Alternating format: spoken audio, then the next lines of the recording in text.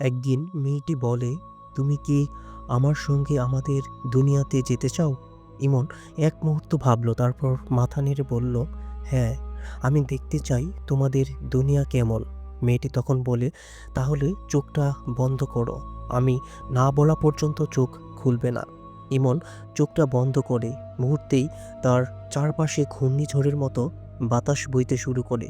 তার মাথাটা ঘুরছে, মনে হচ্ছে সে আকাশে উড়ে বেড়াচ্ছে। হঠাৎ করে মেয়েটির কণ্ঠ শুনতে পায়, এবার চোখ দুটো খোলো। চোখ খুলতেই ইমন হতবাক হয়ে যায়। চারপাশে অপরূপ আলো, আকাশে নীল রঙের সূর্য, চারিদিকে বিশাল বিশাল প্রাসাদ আর ঝলমলে সুন্দর ফুলের বাগান। বাতাসে সুন্দর একটা সুর ভেসে বেড়াচ্ছে। মেয়েটি পাশে দাঁড়িয়ে বলে, এটাই আমাদের দুনিয়া, এটাই জিনদের দেশ। ইমন নিঃশব্দে তাকিয়ে থাকে, কিন্তু অজান্তেই এক ভয়ের ছায়া নামতে শুরু করে তার মনে। তো বন্ধুরা, সম্পূর্ণ ঘটনাটি আমাদের ইউটিউব চ্যানেলে দেওয়া আছে।